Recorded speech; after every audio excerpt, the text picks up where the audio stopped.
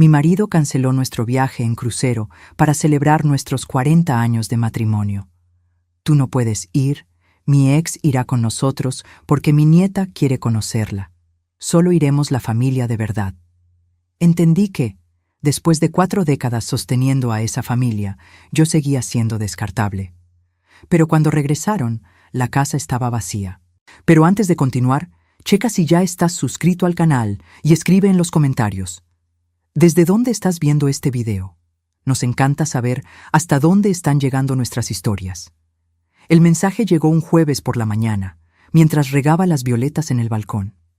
El celular vibró en el bolsillo de mi delantal y me limpié las manos en el trapo de la cocina antes de contestar. Era de él, mi esposo de 40 años. El mensaje era corto, directo, como siempre fue él para los asuntos que no quería discutir de verdad. De la misma forma en que siempre comunicó decisiones ya tomadas, sin consultarme, sin considerarme parte de la ecuación. Vamos a tener que posponer el viaje. Isabela quiere conocer a su abuela biológica. Necesito estar presente en eso. ¿Me entiendes, verdad? Lo leí una vez, luego otra, luego una más. Las violetas seguían ahí, esperando el agua, pero mis manos se habían detenido a mitad del gesto. La regadera se quedó suspendida en el aire por unos segundos antes de que me diera cuenta y la bajara lentamente. Miré la regadera verde despintada, las flores moradas delicadas, el horizonte despejado de esa mañana de octubre que prometía calor por la tarde. Todo igual. Todo exactamente como estaba 5 minutos antes. Solo yo acababa de ser borrada de una celebración que tomó meses planear, años soñar, una vida entera merecer. 40 años de matrimonio. Un viaje a Europa con el que soñaba desde jovencita, desde que leía revistas de viajes a escondidas en la biblioteca municipal e imaginaba cómo sería caminar por las calles de París, tocar las piedras antiguas de Roma, sentir el viento del Mediterráneo. Boletos comprados hace 3 meses, hoteles reservados con anticipación, itinerario armado con cuidado en noches que pasé sola frente a la computadora mientras él veía el fútbol en la sala. Todo pagado por mí, como siempre. Y ahora, cancelado. No pospuesto, yo lo sabía, cancelado. Porque la nieta de 16 años tenía una urgencia emocional que, aparentemente, valía más que 4 décadas de mi vida dedicada a esa familia.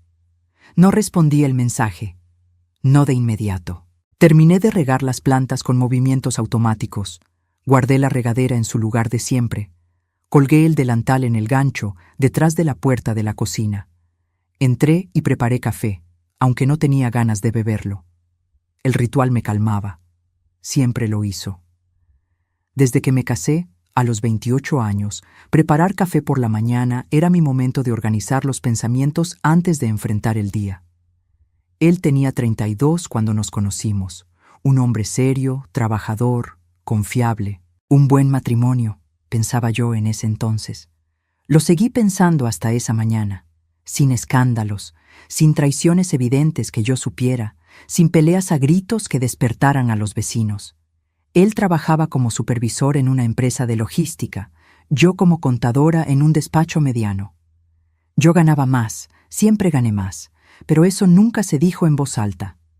Era uno de esos secretos que todo el mundo sabe pero nadie menciona, como si hablar de dinero fuera más íntimo que hablar de sentimientos. Cuando su hija apareció en nuestra vida, tenía 8 años.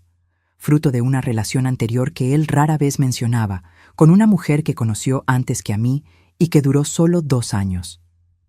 La madre biológica había desaparecido cuando la niña tenía 5 años. Simplemente se fue una mañana y nunca volvió. Le dejó a la niña sin explicación, sin una nota, sin paradero. No pregunté mucho en aquel entonces. Pensé que no era mi lugar, que él me contaría cuando quisiera, cuando confiara en mí lo suficiente. Recibí a la niña porque era lo correcto, porque amaba a ese hombre y porque, bueno, era lo que se esperaba de mí. Era lo que una buena esposa haría, lo que una mujer decente haría. Nadie me lo pidió directamente, pero la expectativa estaba ahí, clara como el agua, pesada como el concreto. Durante años, Fui yo quien llevó a la niña al médico cuando tenía fiebre a mitad de la noche. Yo quien despertaba a las 5 de la mañana para prepararle el almuerzo antes de irme a trabajar. Yo quien pagó la escuela privada, los útiles caros, el uniforme nuevo cada año, los zapatos que ella insistía que debían ser de marca porque sus amigas los usaban. Todo. Él contribuía, claro, con lo que podía, pero era mi sueldo el que sacaba las papas del horno cuando el suyo no alcanzaba. Y nunca alcanzaba por completo. Siempre había un gasto extra, una reparación al coche, una deuda vieja que aparecía. La niña me llamaba por mi nombre. Julia, nunca mamá. Yo entendía, respetaba. No forcé nada. No era mi papel forzar un sentimiento que tal vez ella no sentía, que tal vez nunca sentiría. Pero amé a esa niña como si fuera mía, aún sabiendo que para ella yo nunca lo sería. Ella creció, terminó la escuela, hizo la carrera que yo pagué a la mitad, conoció a un buen muchacho, se casó a los 26. Tuvo a Isabela 2 años después. Mi nieta postiza, como yo misma pensaba a veces cuando estaba sola, sin maldad, sin resentimiento, solo como una fría constatación de la realidad. Amaba a esa niña también. La cuidé los fines de semana cuando los padres querían salir, pagué sus cursos de preparación para la universidad, la ayudé con su primera licencia de conducir, le regalé el coche usado que yo tenía cuando cumplió 18 años. Fui abuela en todo, en todas las obligaciones y responsabilidades, menos en el nombre, menos en el reconocimiento. Y ahora, a los 68 años, con el cuerpo cansado y el cabello completamente canoso, descubría que aún así yo era sustituible, desechable, opcional. El teléfono sonó mientras el café se colaba. Era él. Miré el nombre en la pantalla parpadeando, respiré hondo 3 veces antes de contestar. Respondí al tercer timbre, no quería parecer ansiosa, no quería parecer desesperada por explicaciones que sabía que no vendrían. ¿Viste mi mensaje? Su voz era casual, como si estuviera preguntando si había visto el pronóstico del tiempo. Lo vi. Mi voz salió más firme de lo que esperaba. ¿Me entiendes, verdad? Es importante para Isabela. Su psicóloga dijo que necesita este cierre, que es parte del proceso de construcción de su identidad. Él usaba palabras que claramente no eran suyas, palabras que había escuchado de su hija o de la propia Isabela. Cierre, proceso, construcción de identidad. Las palabras resonaron en mi cabeza como en un cuarto vacío, como si la vida fuera una sesión de terapia, un archivo que se cierra y listo, resuelto, organizado, guardado en el cajón correcto. ¿Y nuestro viaje?, pregunté, manteniendo un tono neutro, casi profesional. 40 años de casados. Planeamos esto durante meses. Vamos después, Julia, en cualquier otro momento. Sabes que estas cosas de adolescentes son urgentes, no pueden esperar. Pero nuestro viaje sí, tenemos tiempo. Hablaba como si el tiempo fuera un recurso infinito, como si yo tuviera décadas por delante. En cualquier otro momento. 40 años de matrimonio, de compañerismo, de ser el sostén silencioso, resumidos a un cualquier otro momento.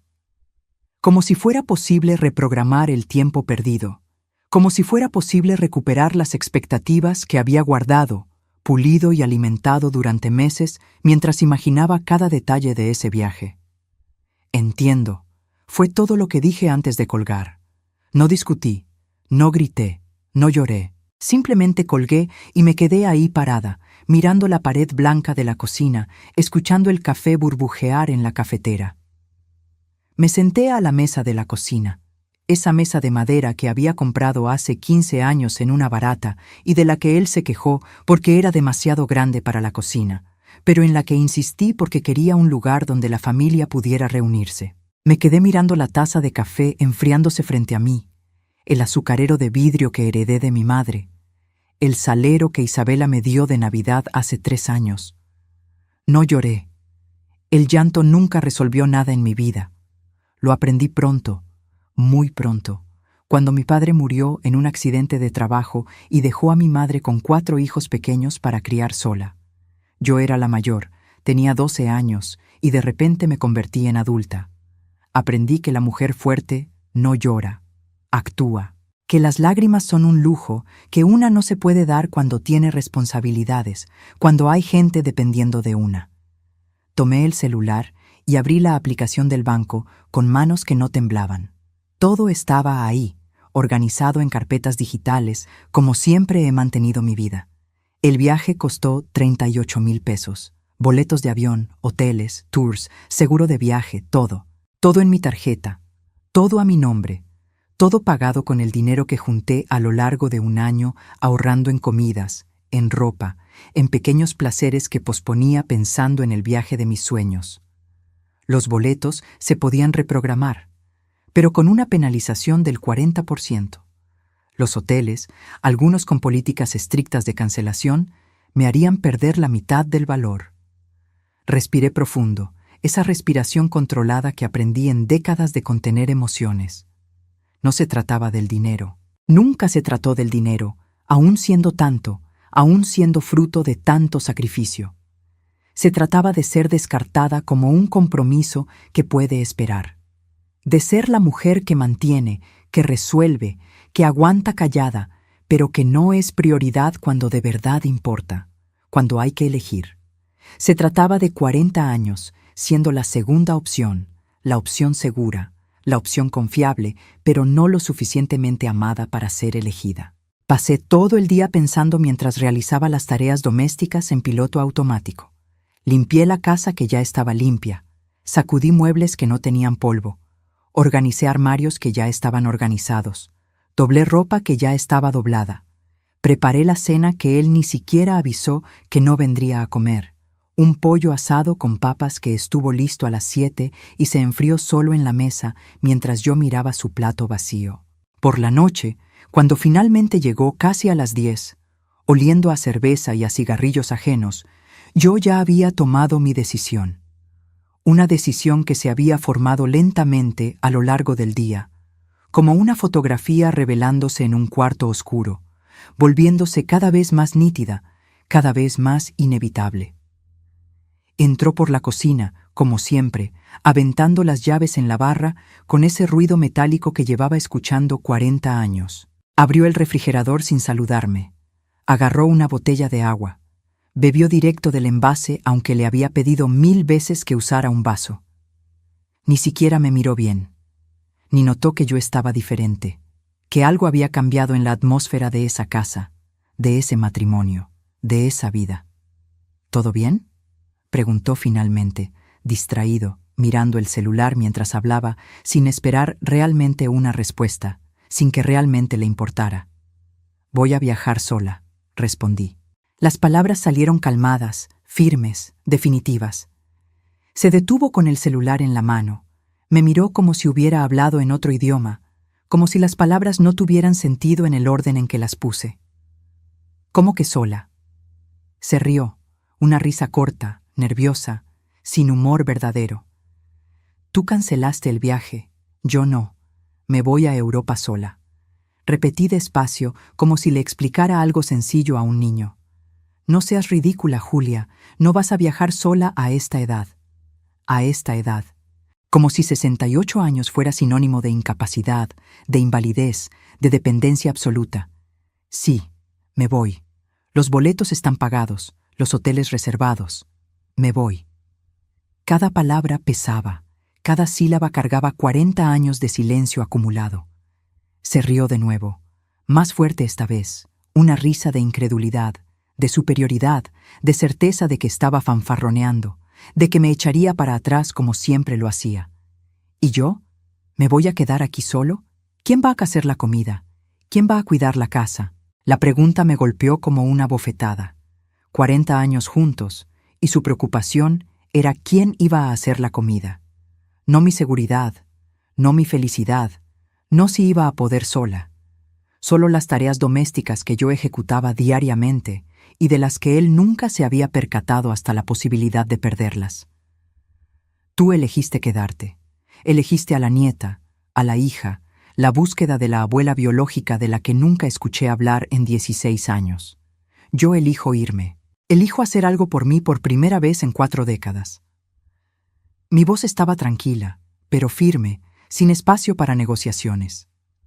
Todavía intentó argumentar por casi 1 hora. Dijo que yo estaba siendo egoísta, que no entendía la gravedad emocional de la situación de Isabela, que la familia va primero, que el matrimonio se trata de compañerismo y comprensión. Escuché todo callada, sentada en la silla de la cocina, con las manos cruzadas sobre la mesa. Cuando terminó, cuando se quedó sin argumentos y empezó a repetirse, simplemente me levanté, subí a la recámara y cerré la puerta con llave, algo que rara vez hacía. Me acosté en la cama aún vestida, mirando el techo del que conocía cada mancha, cada pequeña grieta, y por primera vez en todo el día sentí una leve sonrisa tocar mis labios, no de felicidad exactamente, no de alegría, sino de determinación, de certeza, de poder. Me iba de viaje, sola. Por primera vez en 40 años de casada, por primera vez en 68 años de vida, iba a hacer algo exclusivamente por mí, para mí, conmigo, y nadie me lo iba a impedir. A la mañana siguiente, desperté antes de que sonara la alarma, como siempre pasaba cuando tenía algo importante en la cabeza. El cuarto todavía estaba oscuro, solo una rendija de luz entraba por la cortina mal cerrada. Él todavía dormía en el cuarto de visitas, a donde se había ido después de que cerré la puerta la noche anterior. Bajé las escaleras despacio, pisando los escalones que no rechinaban, un hábito de años evitando despertar a toda la casa. Preparé café en la cocina silenciosa y me senté con la laptop vieja que usaba para pagar cuentas y leer noticias. Revisé todo el itinerario del viaje con atención renovada, ahora ya no como algo que haríamos juntos, sino como mi jornada personal, mi aventura. 2 semanas en Europa. París primero, 5 días explorando la ciudad que veía en las películas desde jovencita. Luego Roma, la ciudad eterna que soñaba conocer desde que estudié historia antigua en la escuela. Y finalmente Barcelona, con su arquitectura loca y las playas del Mediterráneo. Ciudades que había soñado conocer desde los 20 años, cuando trabajaba como auxiliar de contabilidad y guardaba revistas de viajes en un cajón del escritorio. Abrí mi maleta grande, esa de lona azul que estaba guardada en el closet del pasillo detrás de los edredones de invierno. La misma que usé en el único viaje internacional que hicimos juntos, hace 15 años, a un congreso de logística de él en Miami. Me había quedado en el hotel la mayor parte del tiempo mientras él asistía a conferencias y cenaba con colegas. Salí sola un día para conocer la playa. Me sentí perdida, con miedo. Regresé corriendo al cuarto y pasé el resto del viaje viendo televisión en inglés que apenas entendía. Pero ahora era diferente. Ahora tenía 68 años de experiencia, de resiliencia, de fuerza silenciosa acumulada. Empecé a separar la ropa con cuidado, pensando en el clima de octubre en Europa que había investigado días atrás. No mucha, siempre fui práctica, y sabía que cargar una maleta pesada sería difícil, pero elegí con atención cada pieza. Vestidos ligeros de manga larga, un pantalón de lino beige, 2 blusas de algodón, zapatos cómodos para caminar, un par de tenis que rara vez usaba. Una mascada de seda que compré en oferta hace años y nunca usé porque él dijo que parecía cosa de señora presumida queriendo llamar la atención. Él bajó cerca de las 9 de la mañana, todavía en su pijama de cuadros viejo, con cara de haber dormido mal, el cabello despeinado y ojeras profundas. Me miró como si esperara que hubiera cambiado de opinión durante la noche, como si esperara que le pidiera disculpas y todo volviera a la normalidad. ¿De verdad te vas? Su voz salía ronca, cansada. Sí. No levanté la vista de la maleta. ¿Y si te pido que no vayas? ¿Si te digo que te necesito aquí? Intentaba otro camino, más suave, más manipulador. Dejé lo que estaba haciendo y lo miré. Realmente lo miré, por primera vez en años tal vez. El cabello completamente canoso, que se rehusaba a teñirse, la panza prominente que creció a lo largo de las décadas, esa postura encorvada y cansada de quien cree que ya hizo todo lo que tenía que hacer en la vida y ahora solo espera que pase el tiempo. ¿Cuándo fue que dejamos de mirarnos de verdad? ¿Cuándo nos convertimos solo en compañeros de casa, compartiendo espacio y cuentas, pero no la vida? Puedes pedirlo, respondí tras un largo silencio. Pero me voy de todos modos. Esta decisión es mía. Bufó. Agarró el celular que siempre llevaba en el bolsillo del pijama y salió a la terraza. A través de la ventana de la cocina vi que encendía un cigarrillo, algo que prometió haber dejado hace años, y hablaba por teléfono con gestos amplios, probablemente con su hija, quejándose de mí, pintándome como una loca, como una egoísta, como la villana de esta historia. No me importó. Seguí arreglando la maleta metódicamente, doblando cada pieza con cuidado. El teléfono fijo sonó, ese aparato viejo que yo insistía en mantener. Era mi amiga Clarice, la única persona a la que le conté sobre el viaje desde el principio, mi amiga desde los tiempos de la escuela, la única que permaneció a través de todas las décadas. ¿Y bien? ¿Se dio? ¿Se van juntos? Su voz estaba llena de esperanza. No, él mantuvo la cancelación, pero yo me voy sola. Hablé mirando por la ventana, viendo que él todavía hablaba por teléfono afuera. Un silencio largo del otro lado de la línea. Luego, una carcajada fuerte, genuina, llena de admiración. Válgame Dios, Julia, ¿estás hablando en serio? ¿A los 68 años te vas a Europa sola? ¿O estás loca o eres demasiado valiente? Tal vez las dos cosas. O tal vez solo estoy lúcida por primera vez en mi vida. Sonreí para mis adentros. Hablamos por casi media hora. Me hizo prometer que le mandaría fotos todos los días, que le llamaría si necesitaba algo, que tendría cuidado pero que también disfrutaría cada segundo. Cuando colgué, me sentía más ligera, más confiada, más segura de que estaba haciendo lo correcto, aunque el mundo entero no estuviera de acuerdo. Pasé los días siguientes organizando todo con la precisión de décadas, trabajando con números y plazos. Confirmé todas las reservas de hoteles, imprimí los comprobantes en papel porque no confiaba totalmente en la tecnología, separé los dólares y euros que había comprado meses antes cuando el tipo de cambio estaba bien. Organicé documentos, saqué copias del pasaporte, anoté teléfonos de emergencia en una libretita. Avisé en el despacho de contabilidad donde trabajaba desde hacía 25 años que me tomaría las 2 semanas de vacaciones acumuladas que nunca había usado. Mi jefa, Sandra, una mujer de 42 años que siempre me trató con respeto, me miró con algo entre asombro y admiración cuando se lo expliqué. ¿De verdad se va sola, doña Julia? ¿A Europa? No podía ocultar su sorpresa. Sí, así es, sola y feliz. Respondí con una sonrisa que me sorprendió por su sinceridad. ¡Qué valor! Yo a los 42 me muero de miedo de viajar sola, incluso a Monterrey. Se rió, pero era una risa de admiración. Valor. Todo el mundo hablaba de valor, como si viajar sola a los 68 años fuera escalar el Popocatépetl sin oxígeno, como si fuera una locura insana y no solo una elección. Pero para mí, después de pensarlo mucho, el verdadero valor había sido quedarme 40 años en un matrimonio donde siempre fui la segunda opción, donde siempre fui la que cedía, la que comprendía, la que se adaptaba. Viajar era solo la consecuencia de finalmente tener el valor de elegirme a mí misma. 3 días antes del viaje programado, la hija de él apareció en la casa sin avisar, como era su costumbre de siempre.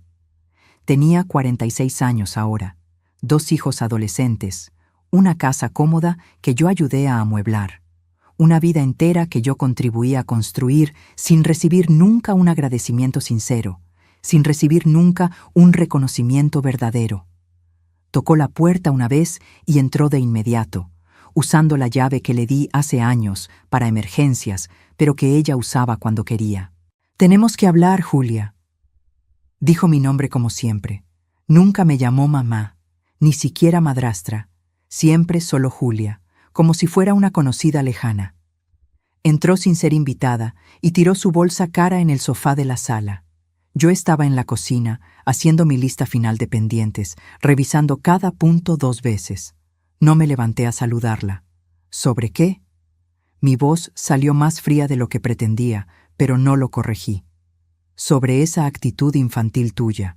Mi papá está muy triste, muy dolido contigo. No está durmiendo bien, no está comiendo. Hablaba como si yo fuera la responsable de su bienestar emocional, como siempre se me había considerado. No me digas, respondí sin quitar los ojos de la lista. No puedes ser tan egoísta, Julia. Isabela está pasando por un momento muy difícil, muy delicado. Necesita esto. La terapeuta dijo que es esencial para su desarrollo emocional. Repetía palabras claramente aprendidas de memoria. Respiré hondo 3 veces antes de responder, mirando la lista frente a mí sin ver realmente las palabras. Conté hasta 10 mentalmente, una técnica que aprendí en décadas de controlar mi enojo. ¿Y yo? ¿Acaso yo no estoy pasando por un momento difícil? 40 años de matrimonio, un viaje que esperé toda la vida, cancelados por un mensaje de texto de 3 líneas. Mi voz subió un tono, algo raro en mí. No se canceló, se pospuso. Pueden ir el próximo año, en 6 meses, cuando Isabela esté mejor. Gesticulaba con las manos, impaciente con mi terquedad. ¿Para cuándo exactamente? ¿Cuando Isabela termine la terapia que puede durar años? ¿Cuando resuelva todos sus traumas de adolescente? ¿Cuando entre a la universidad y tenga nuevos problemas? ¿Cuando yo tenga 75 u 80 años y ya no pueda caminar bien, ya no pueda viajar? Cada pregunta salía más fuerte, más firme. Se puso roja, con las mejillas color jitomate. Pero no de vergüenza, me di cuenta, de puro y simple coraje. Usted siempre ha sido difícil, siempre con esa manía de hacer drama por cualquier cosa. Mi papá siempre lo dijo, que usted es dramática. Prácticamente gritó. Drama. Yo, que nunca me quejé en voz alta de pagar la escuela privada carísima, el médico particular, el dentista, el ortodoncista, las fiestas de cumpleaños elaboradas. Yo, que nunca exigí reconocimiento, nunca pedí un gracias, nunca cobré la deuda emocional acumulada. Yo era la dramática. Puedes irte ahora, dije bajo pero firme, volviendo mi atención por completo a la lista. ¿Cómo dices? No creía lo que escuchaba. Me oíste perfectamente.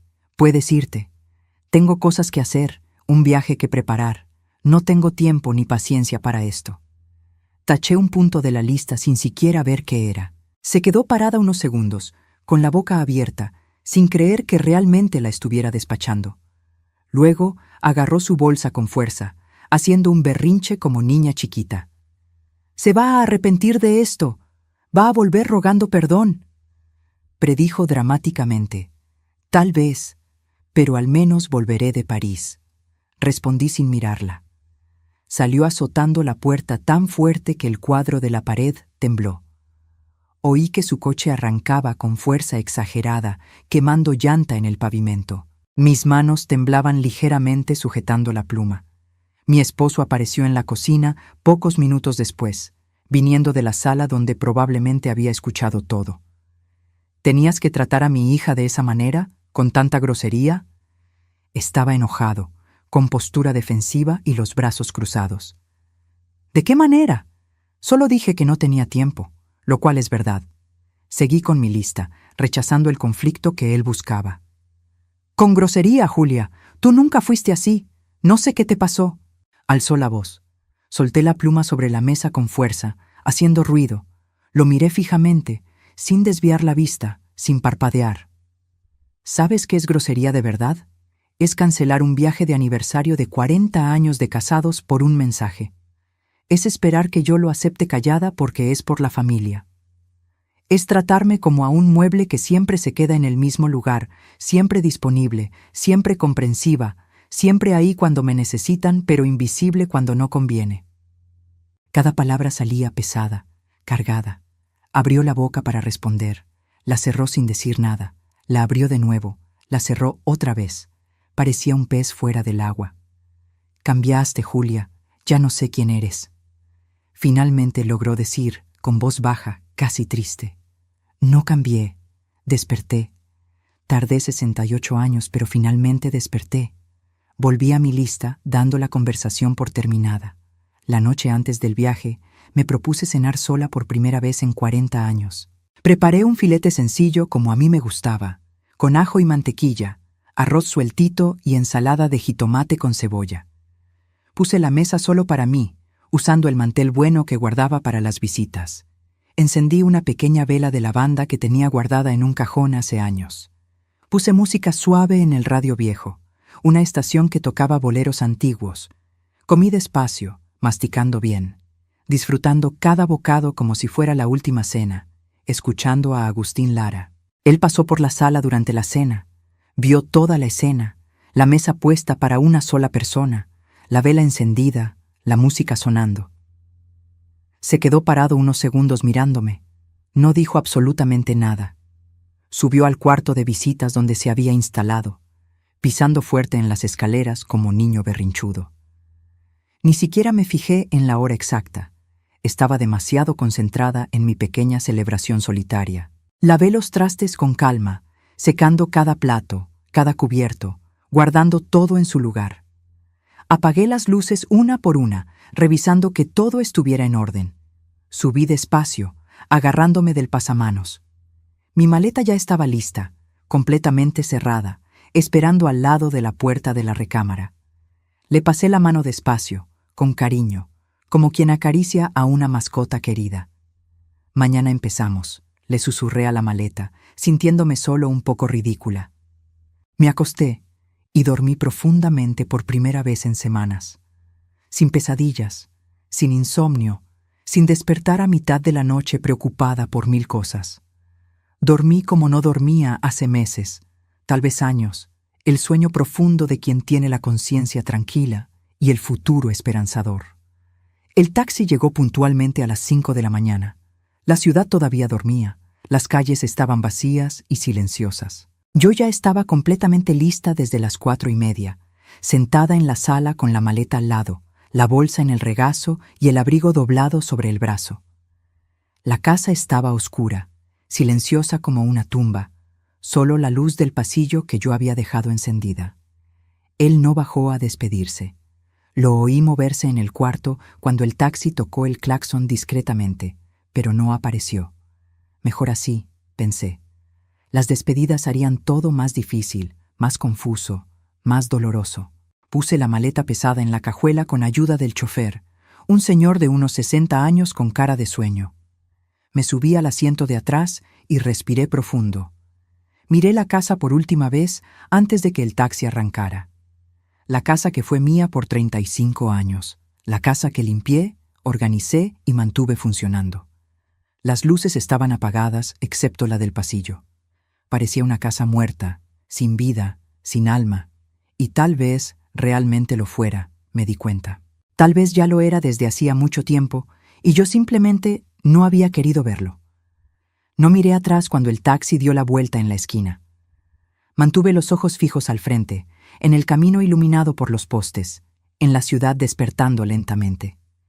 El chofer era demasiado simpático para esa hora. Intentó sacar plática en cuanto entramos a la avenida principal. ¿Viaje de trabajo, señora?, preguntó mirando por el retrovisor. De paseo, vacaciones. Respondí cortante. ¡Qué bien! ¿Va con la familia?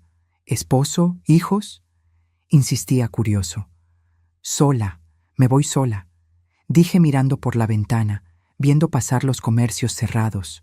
Me miró por el retrovisor con una sorpresa mal disimulada, pero tuvo la delicadeza de no comentar nada más. El resto del viaje al aeropuerto fue en silencio, solo el sonido del radio bajito con las noticias de la madrugada. En el aeropuerto hice el check-in sola por primera vez en la vida. La muchacha del mostrador de la aerolínea fue amable, paciente con mis dudas de viajera solitaria primeriza. Me ayudó con la maleta que pesaba de más. Pasé por seguridad, por inmigración, abordé. Cada etapa que completaba sola me daba una pequeña victoria, un pequeño orgullo. Todo funcionó exactamente como debía.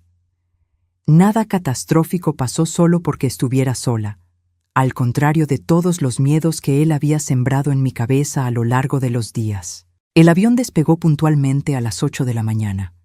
Me quedé mirando cómo la Ciudad de México se hacía pequeña allá abajo a través de la ventanilla. Las luces de la ciudad aún parpadeando tenues contra el sol naciente. Los edificios convirtiéndose en puntos minúsculos, la ciudad entera cabiendo en la palma de mi mano. Sentí algo extraño en el pecho, apretado pero no malo. No era miedo exactamente, era libertad, era posibilidad, era un futuro abierto como el cielo infinito que el avión atravesaba. La mujer sentada a mi lado era francesa. Regresaba a su casa en París después de pasar 3 semanas visitando a su hija que vivía en México. Tenía 72 años, el cabello cortito y completamente blanco, lentes redondos y una sonrisa fácil. Hablamos un poco después de que el avión se estabilizó y se apagaron las luces del cinturón. ¿Primera vez en París?, preguntó con un acento encantador, hablando un español bueno pero con errores tiernos. Primera vez en toda Europa, admití, sintiéndome al mismo tiempo emocionada y nerviosa. Ah, qué maravilloso. ¿Va con la familia? ¿Esposo? Sonrió esperanzada. No, sola. Viajo sola, dije, y esperé la reacción de asombro o de lástima. Pero ella se rió, una risa genuina y fuerte que hizo que algunas personas voltearan. ¡Excelente! Yo también. Mi esposo murió hace 5 años, infarto fulminante mientras dormía. Al principio pensé que nunca más iba a poder viajar, que viajar era algo que hacíamos juntos. Pero luego pensé, ¿me voy a quedar en casa esperando a morirme también? No, gracias. Así que empecé a viajar sola. Es liberador, ya lo verá. Me tocó el brazo con cariño. Liberador. Esa palabra de nuevo, la misma que mi amiga había usado. La palabra se quedó resonando en mi cabeza como un mantra, como una promesa. Hablamos durante casi todo el viaje. Me contó sobre los lugares que ya había visitado sola. Grecia, Egipto, India, Japón, Argentina, Perú. Lugares que yo apenas podía imaginar. Me dio consejos prácticos sobre París, restaurantes baratos y buenos, cómo usar el metro, qué museos valían la pena y cuáles eran trampas para turistas. Y no tenga miedo de comer sola en los restaurantes, me aconsejó seria. Al principio es raro, una se siente observada, pero luego te das cuenta de que a nadie le importa. Todo el mundo está ocupado con su propia vida, y comer sola es maravilloso. Puedes pedir exactamente lo que quieres, comer a tu ritmo, sin las prisas de nadie. Dormí un poco durante el vuelo largo, ese sueño ligero de avión donde no descansas por completo pero ayuda a que pase el tiempo. Desperté cuando sirvieron el desayuno, un croissant tibio con mermelada de fresa y un café ralo pero caliente. Miré por la ventanilla y vi el océano Atlántico allá abajo, infinito, azul oscuro, demasiado inmenso para comprenderlo. Pensé en cuántas veces había pospuesto mis propios sueños a lo largo de mi vida. Cuántas veces puse a todo el mundo por delante de mí. Esposo, hijastra, nieta, jefes, colegas, vecinos, a todo el mundo menos a mí misma. El avión aterrizó en el aeropuerto Charles de Gaulle en una mañana clara y fría de octubre europeo. La ciudad se veía hermosa incluso desde arriba, organizada, histórica, exactamente como la imaginaba desde niña cuando leía sobre la Revolución Francesa en la escuela. Mi corazón latía rápido cuando el avión tocó la pista con un suave sacudón. Recogí mi maleta en la banda después de esperar casi 40 minutos de ansiedad. Pasé por la aduana donde un oficial francés aburrido selló mi pasaporte sin hacer preguntas. Y salí del aeropuerto siguiendo letreros en francés que apenas entendía. El aire estaba helado comparado con el calor de México, pero era refrescante. Tomé un taxi siguiendo las instrucciones que mi compañera de vuelo me había dado. El taxista era argelino. Hablaba francés demasiado rápido, pero entendió cuando le mostré la dirección del hotel escrita en un papel. El trayecto al hotel fue una revelación visual. París desfilando por la ventana del taxi. Edificios antiguos y elegantes, calles arboladas, coches pequeños, gente distinguida incluso solo yendo a trabajar. Todo parecía una película, una fantasía, menos real que lo real. El taxi me dejó frente a un hotel pequeño en el barrio del Marais, un 3 estrellas sencillo que elegí por el precio y la ubicación. Nada lujoso, nada especial, pero limpio y seguro según las reseñas que leí decenas de veces en Internet. El cuarto era pequeño, pero tenía un encanto innegable. Una ventana antigua con vista a una callecita estrecha de empedrado, una cama matrimonial con un edredón blanco y pachón, un baño minúsculo con una regadera apretada pero funcional. Tiré la maleta al suelo sin ceremonias y me senté en la orilla de la cama, sintiendo el colchón firme debajo de mí. Estaba en París, sola, a los 68 años, sin esposo, sin familia, sin nadie esperándome ni dependiendo de mí. ¿Y saben qué sentí en ese momento, sentada en esa cama en París? Orgullo, un orgullo inmenso, profundo, inesperado. Orgullo de mí misma por haber tenido el valor de venir, por haber elegido elegirme por primera vez en toda mi vida. Me di un baño largo en la regadera pequeña, dejando que el agua caliente lavara el cansancio del viaje largo. Me cambié de ropa, eligiendo un pantalón cómodo, una blusa de manga larga y la mascada que finalmente iba a usar.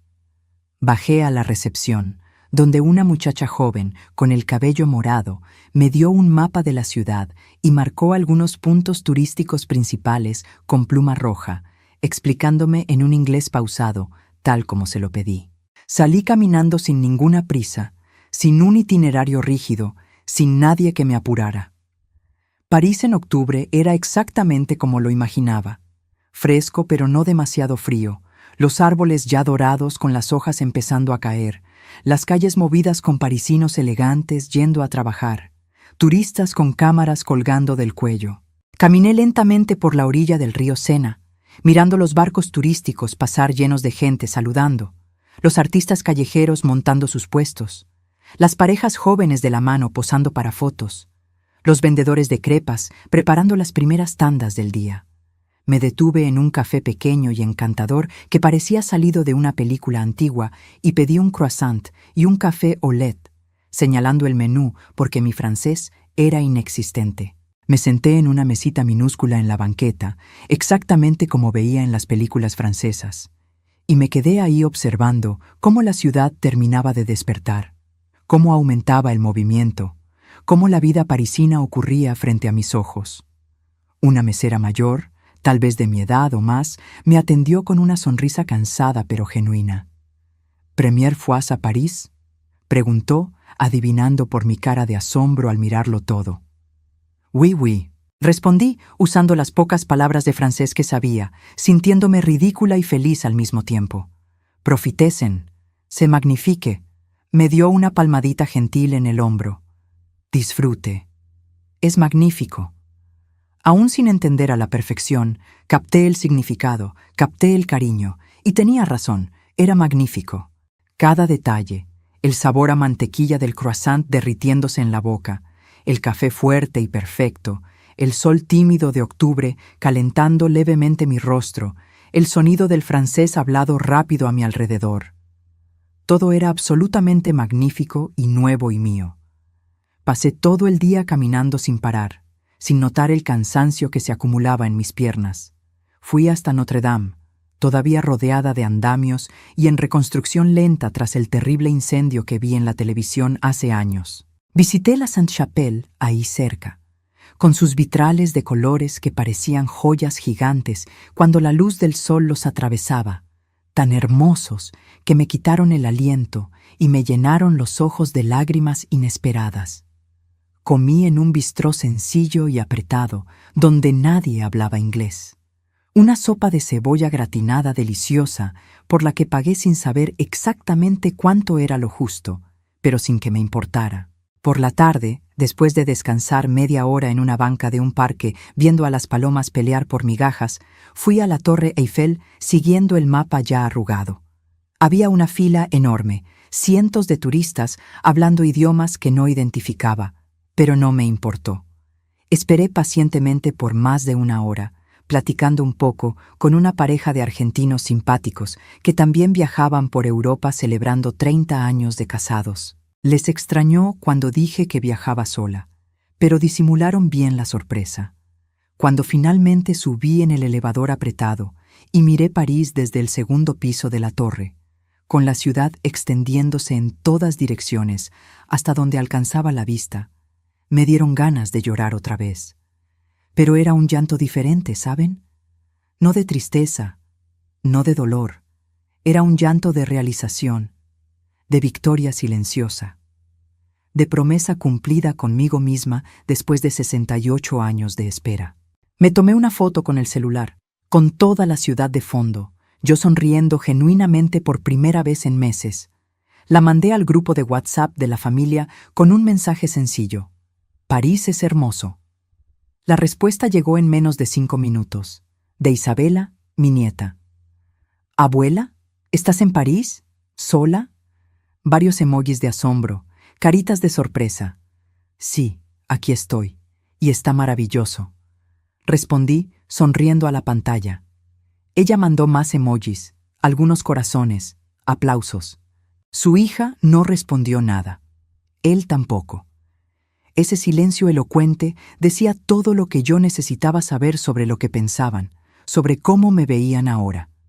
Regresé al hotel en metro, siguiendo instrucciones cuidadosas que anoté en un papel. Fue toda una aventura descubrir el camino, transbordar, entender los avisos en francés, pero lo logré sola sin pedir ayuda. Cené un sándwich de baguette con queso brie que compré en una panadería cerca del hotel. Sencillo pero delicioso. Comí en el cuarto, acostada en la cama, viendo la televisión francesa sin entender nada, pero encontrándolo encantador. Me dormí temprano, agotada pero increíblemente feliz. El tipo de felicidad que viene de adentro, que no depende de nadie más que de ti misma. Los días en París pasaron en un remolino maravilloso de experiencias nuevas. Despertaba temprano todos los días, desayunaba en el hotel ese buffet sencillo de pan, mermelada, café y jugo. Luego salía a explorar sin prisas, sin compromisos, siguiendo solo mi curiosidad y mis pies que, milagrosamente, no se quejaban tanto como esperaba. Visité el Museo del Louvre un martes lluvioso, aguantando filas enormes, pero que valieron cada minuto de espera. Me perdí por completo en los pasillos inmensos y laberínticos, admirando obras que solo conocía por viejos libros escolares. Vi la Mona Lisa de cerca, rodeada de cientos de turistas con los celulares en alto, todos buscando la foto perfecta. Era más pequeña de lo que imaginaba, mucho más pequeña, pero aún así impresionante con esa sonrisa enigmática que atraviesa los siglos. Pasé horas caminando por las galerías egipcias, griegas, renacentistas, hasta que mis pies pidieron clemencia. Fui al Palacio de Versalles en un día nublado pero seco, tomando el tren desde la estación que la muchacha de la recepción me enseñó a encontrar. El palacio era absolutamente absurdo de grande, de dorado, de excesivo, de opulento. Cada sala más decorada que la anterior, cada techo pintado con escenas mitológicas que debieron tomar años. Caminé por los jardines enormes, incluso con el cielo gris amenazando lluvia, imaginando cómo era la vida de la gente que vivió ahí siglos atrás. Tan diferente a mi vida sencilla de contadora, tan distante de la realidad que conocía. Pero en ese momento, caminando sola por esos jardines históricos, yo también estaba viviendo algo extraordinario, algo que nunca imaginé posible para mí. Comí muchos croissants durante esos días, los probé en panaderías distintas tratando de encontrar el mejor, aunque todos estaban deliciosos. Tomé café en pequeños bistrós donde meseros con mandil negro me atendían con formalidad francesa. Caminé hasta que me dolieron los pies todos los días, regresando al hotel cojeando levemente pero sonriendo. Y cada noche, religiosamente, mandaba una foto nueva al grupo de la familia. A veces Isabela respondía con entusiasmo juvenil, preguntando detalles, diciendo que tenía envidia de la buena. A veces nadie respondía, y la foto se quedaba ahí flotando, vista pero ignorada. En el 5.º día en París, tomé el tren de alta velocidad a Roma. El viaje fue absolutamente hermoso, atravesando campos franceses verdes y dorados, pasando por los Alpes nevados a lo lejos, entrando a la Italia soleada. Me quedé pegada a la ventanilla todo el trayecto, 6 horas viendo Europa pasar, paisajes que parecían pinturas del Renacimiento. Llegué a la estación Termini en Roma al final de la tarde, cansada pero animada para la siguiente etapa.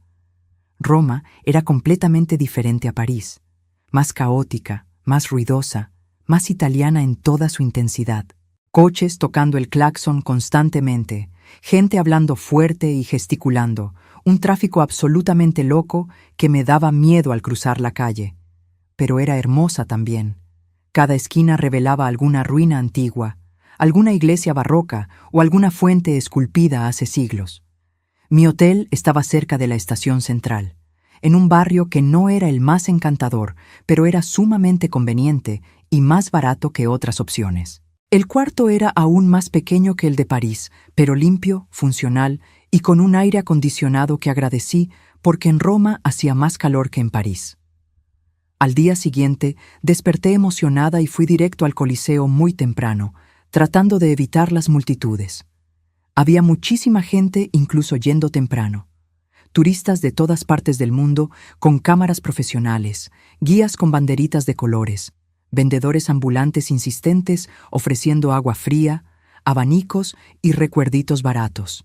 Pero cuando finalmente entré en esa arena antigua de 2000 años, cuando pisé las piedras que los gladiadores pisaron, sentí un escalofrío que me recorrió toda la espalda. Imaginé a la multitud romana gritando, al emperador decidiendo vida o muerte con un gesto del pulgar, la sangre en la arena, historia viva, real, tangible. Comí una pasta carbonara de verdad en un restaurante pequeño y lleno cerca del Coliseo, servida por un italiano gruñón de unos 70 años, que se quejó en italiano cuando pedí queso parmesano extra, porque aparentemente es un sacrilegio ponerlo en la carbonara. Pero estaba absolutamente deliciosa, cremosa y perfecta, mejor que cualquier pasta que haya comido en mi vida. Por la tarde, aguanté el calor romano y fui al Vaticano, tomando el metro atiborrado, donde una señora italiana muy amable me ayudó a entender qué línea tomar. La Basílica de San Pedro era monumental, imposible de procesar por completo. Tan grande, tan detallada, tan llena de historia, arte y fe acumulada. Subí hasta la cúpula, incluso con mis rodillas de 68 años, quejándose en cada escalón estrecho e inclinado, pero la vista desde allá arriba valió absolutamente cada esfuerzo, cada dolor. Roma entera extendida abajo, el río Tíber serpenteando, las colinas a lo lejos. En la Capilla Sixtina, me quedé con el cuello adolorido mirando el techo pintado por Miguel Ángel hasta que no pude más. ¿Cómo pudo alguien pintar eso acostado boca arriba? ¿Cómo tuvo la paciencia, la visión y el talento suficiente? A mis 68 años, yo apenas podía mirar hacia arriba por 5 minutos sin que mi cuello reclamara fuerte. Esa noche, cené sola en un restaurante pequeño y familiar que la recepcionista del hotel me recomendó. Me senté en una mesita en una esquina, medio escondida, todavía no del todo cómoda con la idea de cenar sola en público. El mesero era el típico italiano de unos 50 años, bigote grueso, panza prominente y una sonrisa amplia y galante. «Bellísima signora, ¿sola en Roma? Questo è impossibile». Abrió los brazos teatralmente, haciendo que la gente en las otras mesas volteara. Me reí, genuinamente. Hacía mucho tiempo, tal vez años, que nadie me decía que era guapa, aunque fuera solo cortesía italiana automática, el encanto profesional de un mesero experto. Totalmente posible, como puedes ver. Respondí en inglés, señalando la mesa vacía frente a mí. Su esposo es un pazzo, un loco completo, por dejar a una mujer tan hermosa sola en Roma. Si fuera mi mujer, nunca la dejaría viajar sola. Siguió con el teatro, besándose las puntas de los dedos. No lo saqué de su error sobre mi estado civil, dejé la ilusión viva. Dejé que creyera que en algún lugar existía un esposo esperándome, amándome y extrañándome. Comí una pizza margherita sencilla pero perfecta, con masa delgada y crujiente, salsa de tomate fresco, mozzarella derretida y albahaca perfumada. Bebí un vino tinto local, bueno y barato, que el mesero insistió en que probara. Pagué la cuenta con generosidad, incluyendo una propina al estilo americano que los italianos no esperan pero aceptan felices, y regresé caminando lentamente al hotel por las calles de Roma de noche. Las calles romanas de noche tenían un encanto especial y ligeramente peligroso. Iluminación amarillenta y romántica, parejas jóvenes paseando de la mano, bares con mesas en la banqueta llenos de gente riendo fuerte, bebiendo vino y fumando. Era hermoso y vivo, y yo estaba ahí, siendo parte de eso, aún estando sola, aún siendo invisible para todos a mi alrededor. En el 7º día del viaje, tomé otro tren, esta vez a Florencia. El viaje fue corto, apenas 1 hora y media, pero reveló paisajes de la Toscana que te quitan el aliento. Colinas verdes, viñedos organizados en filas perfectas, villas medievales en la cima de los cerros. La ciudad era significativamente más pequeña que Roma, mucho más organizada e infinitamente más hermosa en mi opinión. Edificios renacentistas perfectamente preservados, calles limpias y un río tranquilo cruzando el centro. Visité la Galería Uffizi en una mañana despejada, viendo obras maestras que estudié en libros escolares hace décadas. Vi el nacimiento de Venus de Botticelli de cerca, esa mujer emergiendo de la concha, tan delicada, tan perfecta, que parece imposible que haya sido pintada por manos humanas. Vi el David de Miguel Ángel en tamaño real, enorme y perfecto e imposible. Cada músculo esculpido con una precisión anatómica que ni los médicos logran, todo de un solo bloque de mármol. Comí el mejor gelato de mi vida entera en una heladería pequeña cerca del famoso Ponte Vecchio.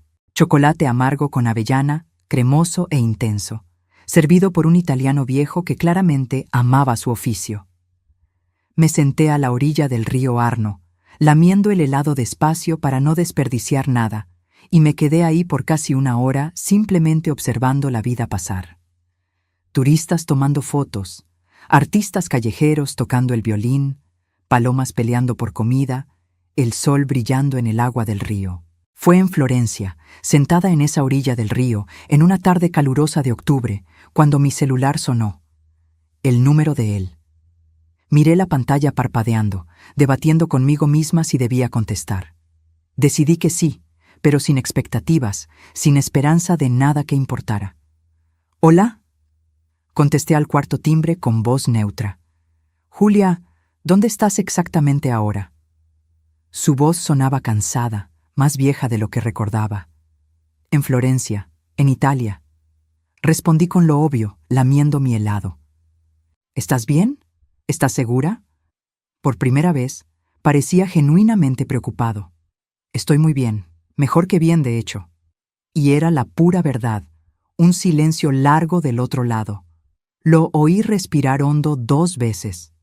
Isabela volvió del viaje. Conoció a su abuela biológica finalmente. Habló despacio, con cuidado. ¿Y? ¿Cómo fue?, pregunté, genuinamente curiosa por la muchacha. Fue muy difícil, Julia. Peor de lo que imaginamos.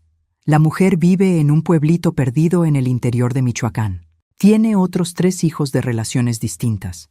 Apenas se acordaba de Isabela, casi no mostró interés. Dijo que el embarazo fue un accidente, que darla en adopción fue lo mejor que hizo. Lo contaba con la voz pesada. Sentí una pena genuina por Isabela. Nadie se merece eso. Lo siento mucho, de verdad. ¿Cómo está ella?, pregunté con preocupación real. Destrozada por completo. No para de llorar hace 3 días. No quiere salir de su cuarto, no quiere comer. Su mamá, mi hija, ya no sabe qué hacer. Estamos todos desesperados aquí. Suspiró profundo, cansado. Tiene que seguir con la terapeuta. Necesita procesar esa decepción. Le aconsejé, todavía con voz gentil. Ya lo sé. Pero, Julia, ¿no vas a volver? ¿No vas a acortar el viaje? Isabela pregunta por ti. Dice que necesita hablar contigo. Finalmente, llegó a donde quería. Cerré los ojos. Respiré hondo el aire cálido de Florencia. Miré el río frente a mí, el cielo volviéndose rosado y anaranjado con el inicio del atardecer toscano. ¿Volver? El viaje ni siquiera ha llegado a la mitad.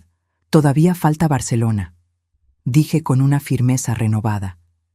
Pero, Isabela te necesita ahora, Julia. Tú siempre has sido importante para ella, más que la propia madre biológica que la abandonó. Usaba la carta emocional. Ahora me necesita, dices.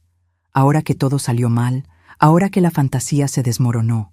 Pero cuando yo te necesitaba, cuando te supliqué que no cancelaras nuestro viaje, ¿dónde estaban todos ustedes?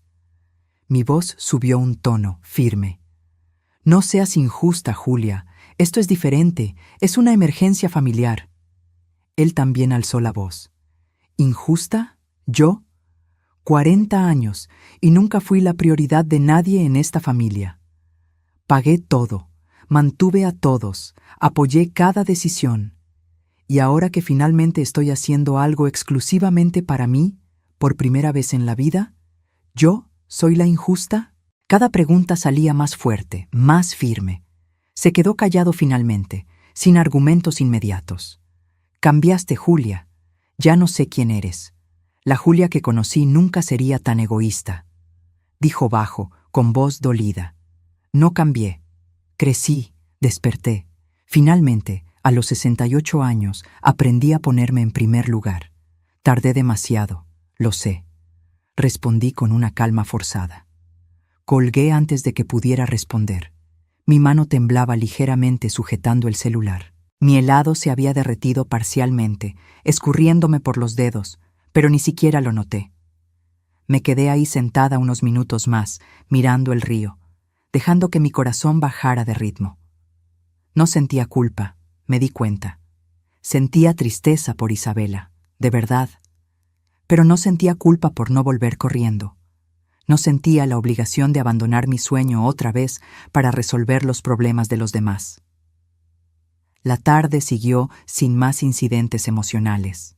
Terminé de lamer el helado derretido, tiré el vasito a la basura y seguí caminando por las calles estrechas de Florencia hasta que el sol se ocultó por completo. Pasé 2 días enteros más en Florencia antes de seguir hacia Barcelona, la última parada planeada del viaje. Usé el tiempo para procesar esa llamada, esas palabras de él, ese intento de regresarme al papel de siempre. Caminé mucho, pensé mucho, comí mucho helado italiano delicioso. En el tren a Barcelona, un viaje largo de casi 11 horas cruzando el norte de Italia y el sur de Francia, me quedé mirando por la ventana pensando en todo. En la vida que dejé temporalmente en la Ciudad de México. En el matrimonio de 40 años que tal vez estaba terminando sin que ninguno de los dos lo admitiera oficialmente. En la mujer que fui y en la mujer en la que me estaba convirtiendo ahí, sola en un viaje internacional a los 68 años. Barcelona me recibió con un sol fuerte y el aire salado del Mediterráneo. La ciudad era completamente distinta a las anteriores, más moderna en ciertos aspectos, más joven en energía, vibrante, colorida, llena de vida, arte y la arquitectura loca de Gaudí por todos lados.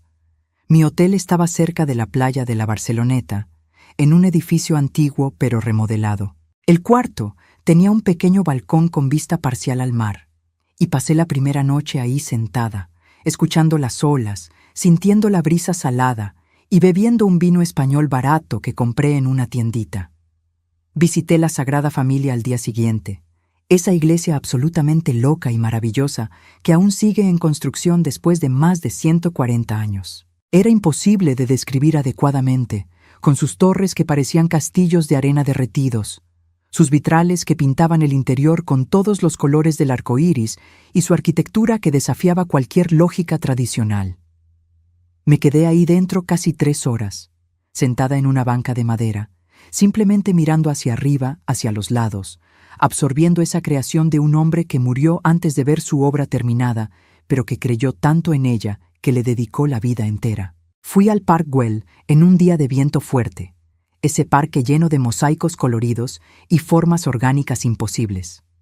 Subí escaleras, crucé columnas chuecas, me senté en el banco de mosaico que serpentea por la plaza principal. Tomé fotos, muchas fotos, no para demostrarle nada a nadie, sino para guardarlas para mí misma, para los días futuros cuando sea demasiado vieja para viajar y necesite los recuerdos. Caminé por las Ramblas, esa avenida famosa llena de turistas, artistas callejeros y puestos de flores. Comí tapas en un bar pequeño donde nadie hablaba inglés y pedí señalando lo que otros clientes estaban comiendo. Bebí una sangría dulce y demasiado fuerte que se me subió rápido a la cabeza, no acostumbrada al alcohol a mitad de la tarde. Fue en Barcelona, en un café cerca de la playa, en mi cuarto día en la ciudad, donde conocí a María. Estaba sentada en la mesa de al lado, también sola, fumando un cigarrillo tras otro y bebiendo café expreso como si fuera agua. Mexicana, descubrí cuando pidió la cuenta con un acento chilango inconfundible. Disculpa que escuche sin querer, pero ¿eres de México?, pregunté sintiéndome sola de repente, queriendo contacto con alguien de mi tierra. Me miró sorprendida y me sonrió ampliamente. Sí, del Distrito Federal, de la zona poniente. ¿Y tú? También del DF, del sur. Sonreí de vuelta. Y así comenzó una amistad improbable entre dos mexicanas, una de 68 y otra de 45, ambas viajando solas por Europa, ambas huyendo de vidas en las que ya no cabían. Cenamos juntas esa noche en un restaurante cerca de la playa, comida española regada con mucho vino tinto. María fumaba mucho, bebía más todavía, se reía demasiado fuerte para el ambiente tranquilo, pero era refrescantemente honesta y directa. «Me inspiras muchísimo, Julia, en serio», dijo entre un trago de vino y otro. Yo a los 45 me moría de miedo de viajar sola. Pensaba que me iban a asaltar, a violar, a matar, todo lo malo. Y tú a los 68, aquí, viajando tan campante. Está increíble. ¿Miedo a qué exactamente?, pregunté, curiosa por su intensidad. A todo. A que me asalten de noche, a perderme y no saber regresar, a enfermarme sin nadie que me ayude, no sé, a no poder sola, ¿sabes? Nos crían pensando que siempre necesitamos a alguien, sobre todo a un hombre, sobre todo a un marido. Encendió otro cigarrillo. ¿Y pudiste?, provoqué, sabiendo ya la respuesta. Pude. Llevo aquí 2 semanas y está siendo de lo más liberador. Esa palabra, liberador. Es eso. Golpeó la mesa, emocionada con su propio descubrimiento. Esa palabra de nuevo. Liberador. La tercera persona distinta que usaba exactamente la misma palabra para describir el viajar sola. Platicamos hasta que el restaurante empezó a cerrar, con los meseros mirando impacientes nuestra mesa llena de botellas vacías y el cenicero desbordado. Me contó de su matrimonio de 20 años que había terminado hacía 6 meses, de su exmarido que nunca la valoró de verdad y que tenía una aventura con la secretaria joven de la oficina, como el cliché más andante. Me habló de sus 2 hijos adultos que apenas le hablaban para saber cómo estaba, ocupados con sus propias vidas. Es curioso, ¿no?, dijo con la voz ya un poco pesada por el vino. Nos pasamos la vida entera dándonos por completo, a los hijos, al marido, a toda la familia. Casa, comida, ropa limpia, apoyo emocional, todo. Y cuando finalmente decidimos hacer algo solo para nosotras, todo el mundo lo ve como un absurdo total. Egoísmo le llaman. Completé, conociendo bien ese guión. Exactamente. Como si cuidar de una misma fuera un crimen atroz, como si no mereciéramos tener vida propia, sueños propios, felicidad propia. Gesticulaba con el cigarrillo, dejando un rastro de humo en el aire. Nos despedimos cerca de la medianoche con un abrazo apretado y largo de 2 mujeres que se entendían perfectamente. Intercambiamos números de WhatsApp, correos y promesas sinceras de vernos en México, que tal vez nunca ocurrirían, pero que en ese momento eran absolutamente genuinas. «Eres una fegona, Julia, nunca lo olvides», gritó cuando arrancó su taxi. Regresé caminando al hotel, aunque era tarde, aunque era potencialmente peligroso. Pero Barcelona de noche era demasiado hermosa para desperdiciarla con miedos excesivos. Y me sentía invencible, protegida por mi propio valor recién estrenado. En mis últimos días en Barcelona entré en un ritmo más pausado, más contemplativo. Desayunaba con calma en el hotel, leía el periódico en español, que aquí se entiende mejor, claro, y caminaba sin rumbo fijo por las calles del barrio gótico, perdiéndome a propósito en los callejones medievales. Me sentaba en las plazas a observar a la gente, inventando historias sobre sus vidas. Fue ahí, en una tarde especialmente calurosa, sentada en una banca de una plaza, viendo a unos niños jugar en una fuente, donde tomé una decisión importante, definitiva e irrevocable. Agarré el celular y llamé al despacho de contabilidad en la Ciudad de México, donde trabajaba desde hacía 25 años. Sandra, mi jefa, contestó sorprendida por recibir una llamada internacional. «Doña Julia, ¿está todo bien? ¿Pasó algo?» Su voz sonaba preocupada. «Todo está excelente, Sandra. Mejor imposible, de hecho. Pero necesito hablar contigo sobre algo importante». Respiré hondo. «Claro, dígame». «Quiero renunciar, oficialmente». Las palabras salieron firmes, sin titubeos. Un silencio largo del otro lado. La oí respirar profundo 2 veces.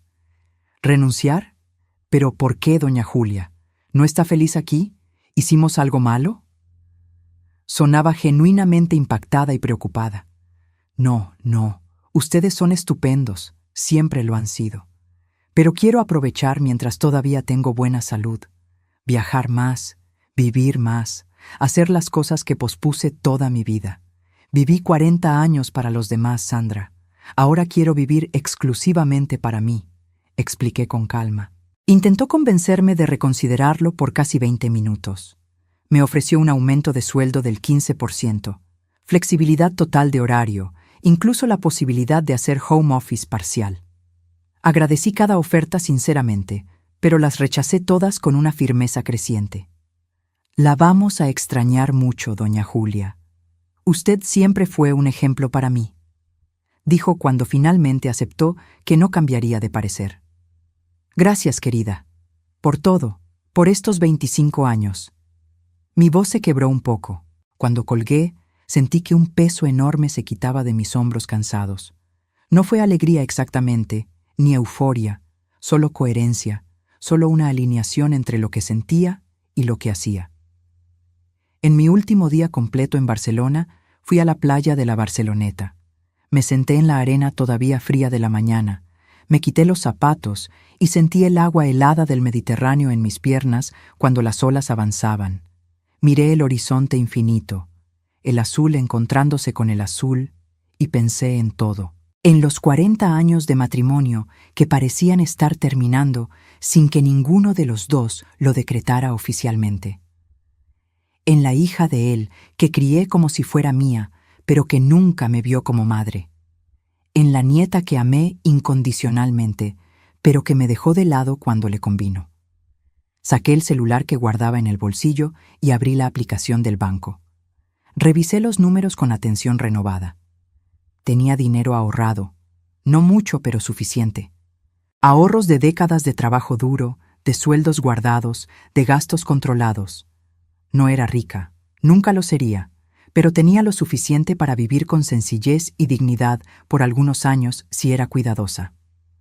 La casa donde vivíamos en México estaba exclusivamente a mi nombre. Siempre lo estuvo desde antes del matrimonio.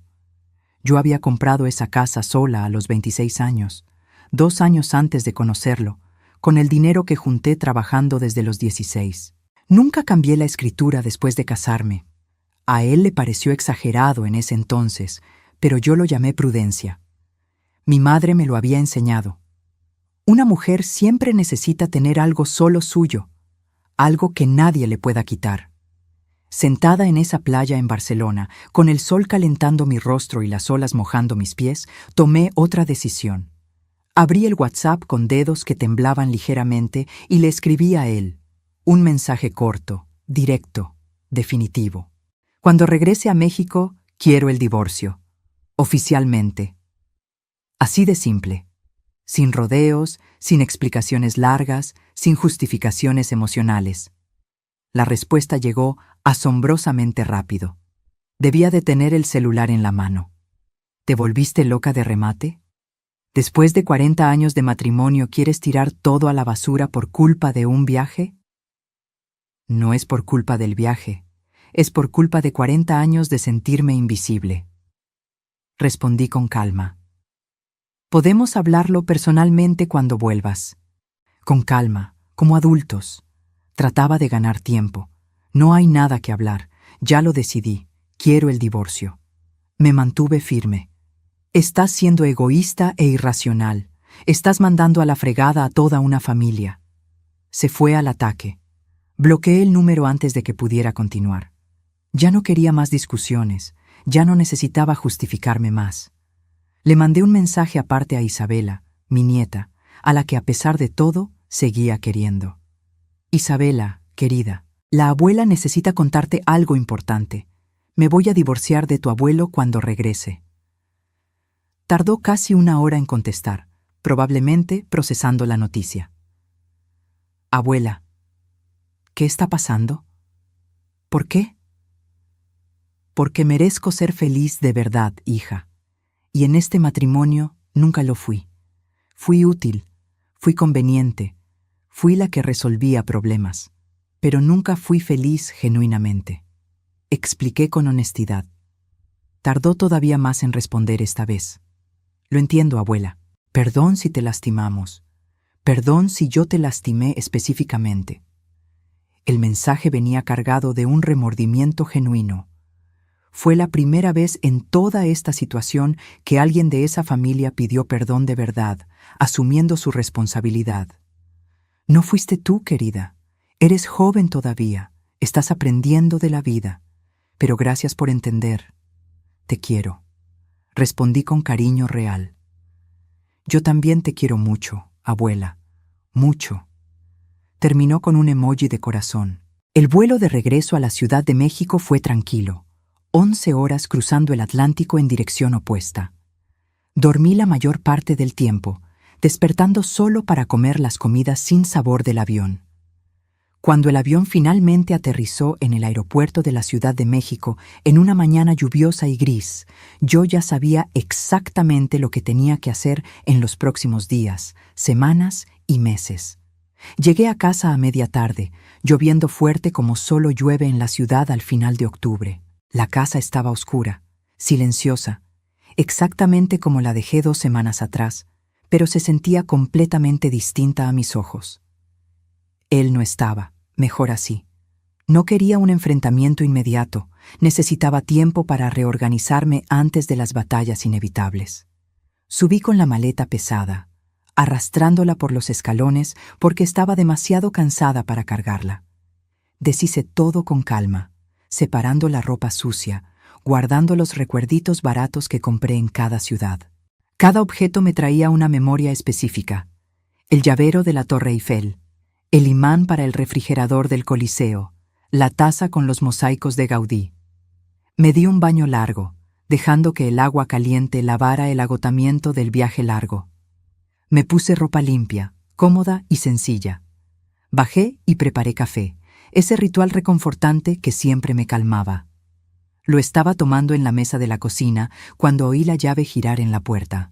Entró despacio, como si tuviera miedo, como si entrara en territorio enemigo. Se detuvo en la puerta de la cocina, mirándome como si fuera una extraña, alguien a quien ya no reconocía por completo. «Regresaste». Fue todo lo que dijo al principio. «Regresé», confirmé, tomando mi café con calma. «Tenemos que hablar en serio de todo esto, Julia». Jaló una silla pero no se sentó. Se quedó ahí parado apoyado en el respaldo. «No hace falta, ya decidí todo». Mantuve mi voz firme. «No puedes simplemente mandar a volar 40 años así, como si no significaran nada». Alzó la voz, frustrado por mi calma. «No los estoy mandando a volar. Estoy cerrando un ciclo que ya terminó hace mucho. La diferencia es que ahora finalmente tuve el valor de admitirlo». Puse la taza en la mesa con cuidado. Jaló la silla finalmente y se sentó, cansado, derrotado. ¿Qué fue lo que hice tan mal para merecer esto? Lo miré. Realmente lo miré. Tal vez por primera vez en años. Vi a un hombre viejo, 72 años, cargados en su rostro arrugado, cansado de una vida que tampoco fue fácil. Pero no sentí la lástima suficiente para desistir. «Me borraste. Durante 40 años enteros me borraste sistemáticamente. mis ganas, mis sueños, mis deseos, todo siempre venía después de todos los demás. Y yo lo dejé pasar. Esa es mi culpa. Yo lo permití, yo lo acepté, yo me callé. Hablé despacio, eligiendo cada palabra. ¿Yo te borré? Siempre te respeté. Nunca te pegué, nunca te engañé, siempre trabajé. Se defendió con indignación. El respeto no es solo no pegarme o no engañarme con otras mujeres. El respeto de verdad es verme como una persona completa. Es considerarme en las decisiones. Es elegirme de vez en cuando, en lugar de siempre elegir a todos los demás. Expliqué con una paciencia que no sentía. Yo te elegí cuando me casé. Elegí pasar mi vida contigo. Insistía él. ¿Y después? ¿Cuántas veces me elegiste después del matrimonio? Cuando era yo contra tu hija, siempre la elegías a ella. Cuando era yo contra el trabajo, siempre elegías el trabajo. Cuando era yo contra cualquier otra cosa, nunca, ni una sola vez, fui yo la elegida. Cada frase salía más pesada. Se quedó callado finalmente, sin argumentos inmediatos. El viaje era demasiado importante para mí, continué. 40 años de casados. Un aniversario que debió celebrarse juntos, y tú lo cancelaste. Por un mensaje, como si yo fuera un compromiso desechable en una agenda llena. Iba a reprogramarlo. Dije que solo era posponerlo. Trató de defenderse otra vez. ¿Para cuándo exactamente? Nunca lo dijiste, porque tú mismo no lo sabías, porque a ti no te importaba de verdad. Era solo algo que hacías para darme el avión, no porque quisieras genuinamente. Le di en el punto sensible. Me levanté de la silla y tiré el resto del café frío en la tarja. Miré por la ventana de la cocina hacia el patio que cuidé sola durante años. Quiero el divorcio y quiero que te vayas de mi casa. Dije aún de espaldas, era más fácil así. ¿Tu casa? Esta casa es nuestra. Vivimos aquí juntos desde hace 35 años. Se levantó él también, alterado. No, es mía. Siempre fue exclusivamente mía. Está solo a mi nombre. La compré antes de casarme. Tú siempre lo supiste. Me volteé para encararlo. Vi cómo su rostro cambiaba por completo. El coraje le cedió el paso lentamente al miedo, al pánico, a la comprensión de que hablaba en serio. No puedes correrme de mi propia casa. Pero su voz ya tenía menos convicción. Sí puedo, y lo voy a hacer. Pero no con crueldad innecesaria. Te voy a dar 3 meses para que encuentres un lugar y te mudes. Es tiempo más que suficiente para que un hombre adulto se organice. Fui firme, pero no cruel. Todavía intentó argumentar por más de 1 hora. Dijo que me había vuelto loca de remate, que estaba teniendo una crisis de los 60 atrasada, que me iba a arrepentir amargamente. Dijo que lo estaba humillando frente a toda la familia. Dijo que era una venganza mezquina. Escuché todo en silencio, recargada en la tarja. Cuando finalmente se quedó sin palabras, sin argumentos y sin voz, simplemente subí a la recámara y cerré con llave. Lo oí caminar por la casa azotando cosas, maldiciendo en voz baja, y eventualmente subiendo al cuarto de visitas donde se había instalado. Me acosté en mi cama y por primera vez no sentí peso en el pecho. Sentí ligereza. Sentí que era lo correcto. Sentí que finalmente, después de 68 años completos, estaba tomando las riendas de mi propia vida. Al día siguiente, muy temprano, busqué a un abogado especializado en divorcios que una vieja amiga me había recomendado hace años. El licenciado Marcelo, un despacho pequeño pero respetado en el centro de la ciudad. Me recibió con amabilidad profesional y me ofreció un café que acepté agradecida. Conté toda la historia con una objetividad que me sorprendió hasta a mí misma. No dramaticé, no lloré, no pedí validación emocional. Solo relaté los hechos: 40 años de matrimonio, viaje cancelado, decisión de divorciarme, casa a mi nombre. Me escuchó con toda atención, anotando puntos importantes en un bloc amarillo. Cuando terminé, abrió la carpeta con mis documentos que llevé y revisó todo con una calma casi irritante. La escritura de la casa, estados de cuenta bancarios, el acta de matrimonio vieja. Se tardó varios minutos en silencio, analizando cada página. Finalmente levantó la vista y habló con la naturalidad de quien platica sobre el clima. La casa está exclusivamente a su nombre, doña Julia, comprada antes del matrimonio y nunca se cambió el régimen. Legalmente, usted puede venderla cuando quiera sin necesitar la autorización de él. Confirmó lo que yo ya sabía. ¿Y él puede impugnar? Pregunté, preparada para las complicaciones. Puede intentar argumentar que hay una sociedad de convivencia de décadas que contribuyó financieramente al mantenimiento aunque no fuera el dueño. Pero, siendo muy honesto con usted, sus posibilidades de éxito son mínimas si toda la documentación está en orden. Fue directo, y lo aprecié. Pregunté sobre posibles consecuencias legales, plazos y costos.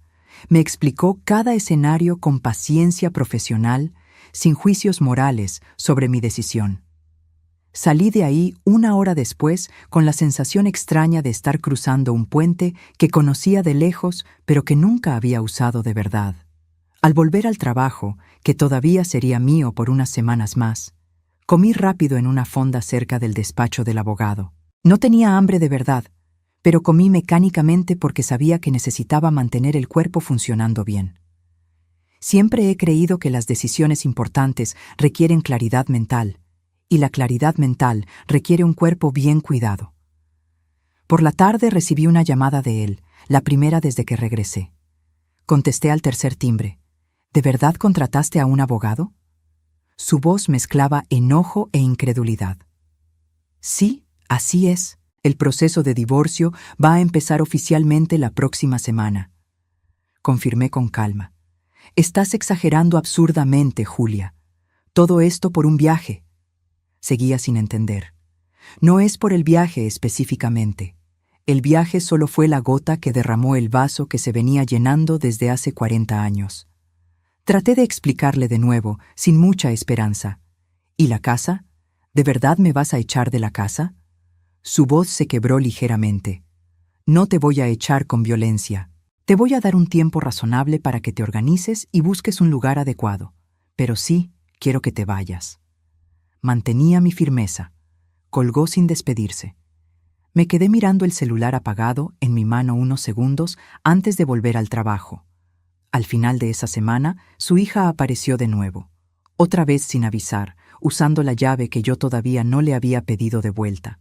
Pero esta vez yo estaba preparada emocionalmente. Tenemos que hablar en serio, Julia.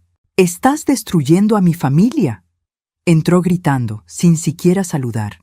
Yo estaba en la sala organizando papeles viejos, separando qué conservar y qué tirar. Seguí con mi tarea sin levantarme. No estoy destruyendo nada, solo estoy terminando algo que ya no funciona. Respondí con calma, sin mirarla. No puedes poner a mi papá en la calle así. Tiene 72 años. ¿A dónde se va a ir? Estaba genuinamente desesperada. Puede vivir contigo, puede rentar un departamento, puede vivir en un hotel. Hay muchas opciones para un hombre adulto con pensión. Enumeré las posibilidades obvias. Usted siempre fue egoísta, pero esto ya pasó todos los límites. Prácticamente gritó. Solté los papeles finalmente y la miré directo a los ojos. ¿Egoísta? ¿Yo, que pagué tu escuela privada carísima por años? ¿Yo, que te llevaba al doctor cuando tu papá no podía? ¿Yo, que te cuidé desde los 8 años como si fueras mi hija? ¿Yo soy la egoísta? Cada pregunta salía más fuerte, más firme. Se puso roja, pero no de vergüenza, todavía de coraje. Usted hizo todo eso porque quiso. Nadie se lo pidió. Me lo echó en cara. Tienes razón en eso. Nadie me lo pidió explícitamente, pero todos lo aceptaron felices. Todos se beneficiaron. Y ahora que finalmente estoy haciendo algo por mí, ¿ahora resulta que soy la villana? Mi voz subió por primera vez. Se va a arrepentir de todo esto. Se va a quedar sola y abandonada. Predijo con maldad. Mejor sola y en paz que acompañada e invisible. Respondí y volví a mis papeles, dando la plática por terminada. Se quedó ahí parada unos segundos, esperando que me echara para atrás, que le pidiera perdón, que me doblara como siempre. Cuando vio que no iba a pasar, agarró su bolsa y salió azotando la puerta violentamente. Oí que su coche arrancaba quemando llanta. Mis manos temblaban un poco sujetando los papeles viejos.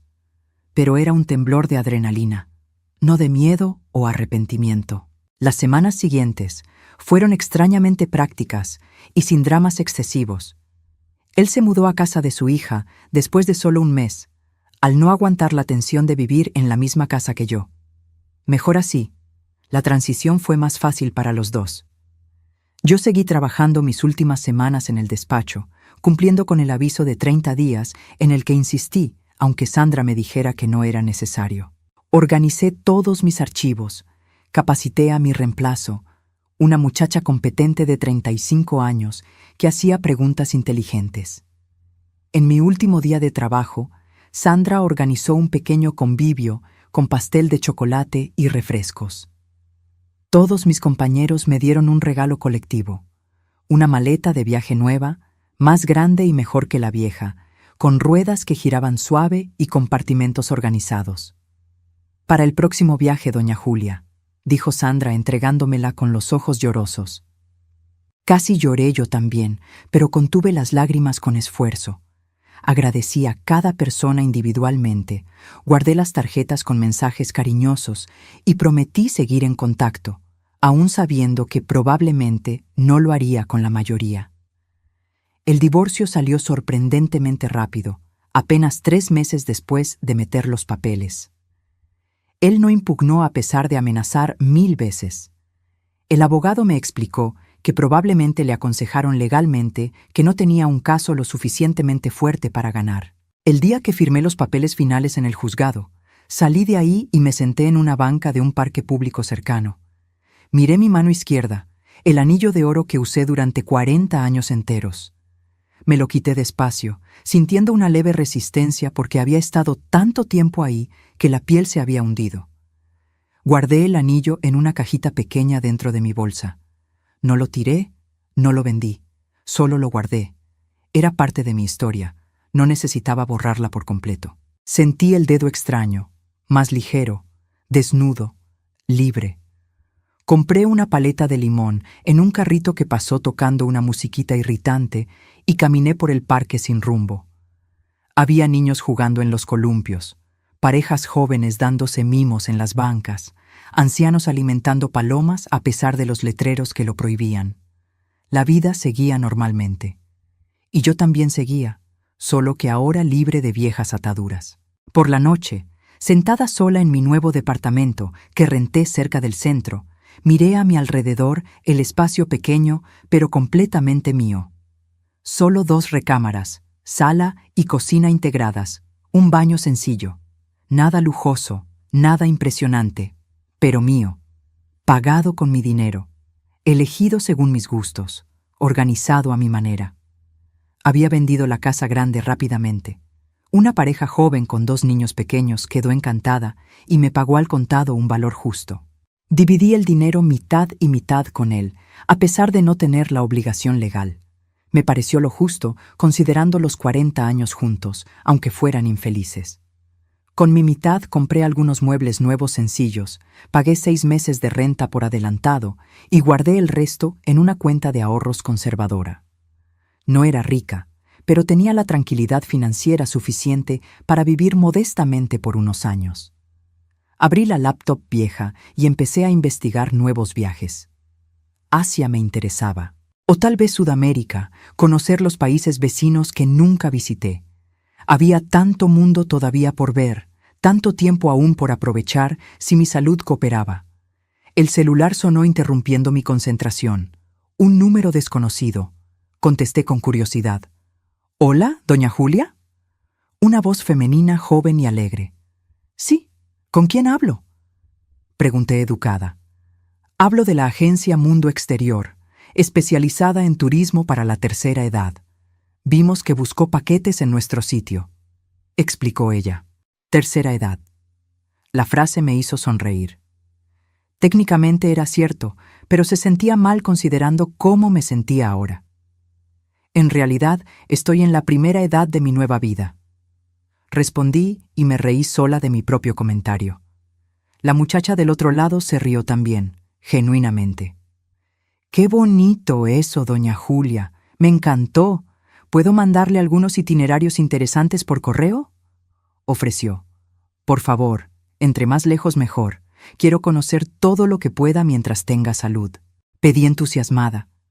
Colgué sonriendo y volví a mi investigación. Tailandia parecía increíble, Vietnam también, Camboya con sus templos antiguos. Miré mi reflejo en la ventana oscura. Vi a una mujer de 68 años con el cabello completamente blanco que dejé de teñir, arrugas profundas alrededor de los ojos que me gané de tanto sonreír recientemente, un cuerpo cansado pero todavía funcional. Pero también vi algo nuevo que no estaba ahí hace 6 meses, un brillo en la mirada, una sonrisa de verdad, una postura más derecha, más segura. Vi a la libertad personificada. Isabela, mi nieta, empezó a visitarme con regularidad después de que el divorcio terminó. Cada semana aparecía con alguna excusa: traerme un pastel que hizo, pedirme ayuda con sus impuestos o simplemente platicar. Me di cuenta de que buscaba mi compañía genuinamente ahora, no por obligación familiar. Nos sentábamos en el pequeño balcón del departamento tomando té o café, platicando de todo.